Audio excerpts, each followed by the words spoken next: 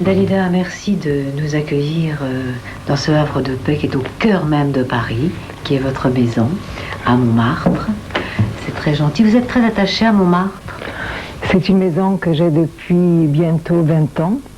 Et la première fois que je l'ai vue, elle m'a vraiment séduite parce qu'elle se trouve tout à fait au fond d'une toute petite ruelle. Et on n'a pas l'impression, quand on rentre dans la maison, d'avoir un jardin et puis de voir tout Paris. Oui, c'est une chose appréciable.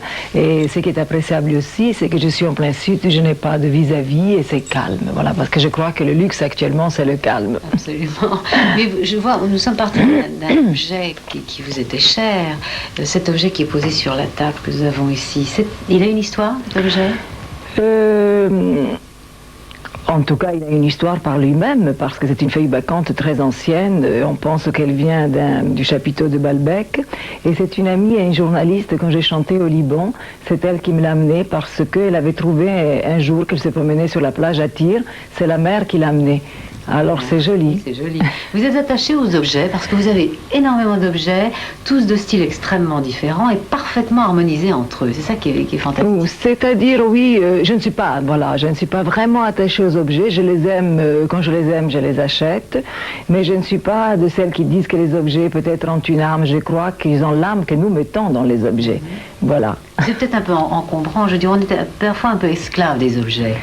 C'est exact, oui, c'est vrai, on est un peu esclave des objets. Moi, je ne le suis pas du tout. Je pense que je peux changer un objet contre un autre. Cela ne me gêne pas. De toute façon, vous n'aimez pas être esclave, vous aimez la liberté.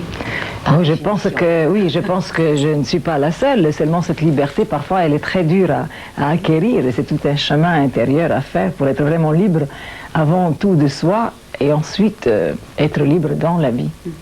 Votre vie, c'est presque une philosophie, parce que vous avez un dynamisme qui étonne tout le monde. C'est vraiment extraordinaire. Comment? Vous avez un secret, vous avez quelque chose? Vous savez, je ne pense pas qu'il y a de secret. Je pense avoir tout simplement une vie tout à fait saine et je pense avoir le désir de vivre. C'est une chose très importante, car j'estime qu'il y a beaucoup de gens peut-être qui n'ont pas de désir. Et à la base de toute réussite, soit sociale, soit dans la vie ou soit pour sa vie intime, sa vie privée, je crois que c'est le désir qui compte. Et c'est une chose très importante. C'est une philosophie. Ah oui, oui, bien sûr. De toute façon, je pense que chacun a une philosophie de la vie, que chacun a une vision des choses différentes. Le temps, ça semble être quelque chose de plus important pour vous et de moins important. Parce que vous avez une gravure signée de Dali. Là, oui, la montre molle, oui. Et c'est le temps qui s'échappe. Alors pour vous, le temps ne semble pas du tout exister et pourtant est très important puisque votre vie est très chronométrée. Vous êtes, on peut dire, un bourreau de travail, enfin de précision. Oui, je comprends ce que vous dites. Par exemple, si j'ouvre mon agenda, bon, je vois que mon temps, il est déjà presque emprisonné, parce qu'avec les rendez-vous qu'on a d'avance, pendant toute l'année, ou pendant 3 mois ou 4 mois, enfin ça dépend des années, ça dépend des occupations ou du travail, il est vrai qu'on emprisonne avant le temps. Mais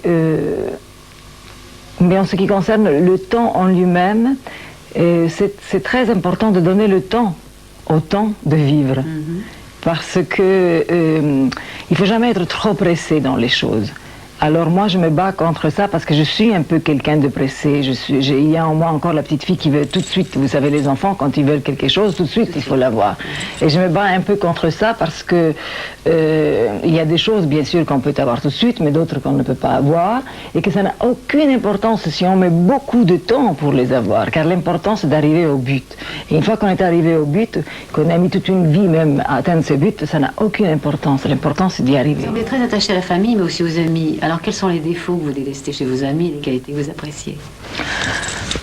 Mais vous savez, parfois les qualités sont des défauts et les défauts sont des qualités, ça dépend de quel côté on se place. Mais moi j'aime bien avoir des amis, j'en ai pas beaucoup, mais quand même, ils sont quelques-uns et c'est merveilleux parce que finalement ils font presque partie de la famille. Bien leurs défauts, je ne sais pas, je pourrais dire mes défauts à moi. vous leur pardonnez puisque ce sont vos amis. Oh oui, mais de toute façon, parce qu'on est des amis, c'est pour ça qu'ici, parfois, il y a des dimanches qui sont très, comment dirais-je, animés, tout à fait animés. On se dit nos 4 vérités, mais c'est l'amitié, c'est ça qui est merveilleux. C'est de pouvoir se dire aussi des choses qui ne vont pas, et puis terminer la soirée, s'embrasser, dire au revoir et à demain. Alors, si c'était à refaire complètement votre carrière, Oui. est-ce que vous la feriez? Je la ferai de la même manière. Le même non, projet. non, je pense que je ferai de la même manière parce que j'estime que je suis quelqu'un qui a beaucoup de chance et je suis quelqu'un de privilégié d'avoir pu entreprendre une carrière. Donc je suis là depuis bientôt 26 ans. Ce sera parce que c'est en 1956 que j'ai débuté.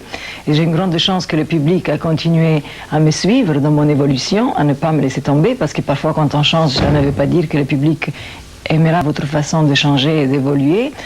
Alors donc j'estime de ce côté-là que je suis très heureuse et que ma carrière, j'estime qu'elle se porte bien, et ça je le dois au public et je le remercie. Et si c'est à recommencer, non, je pense que je recommencerai de la même manière.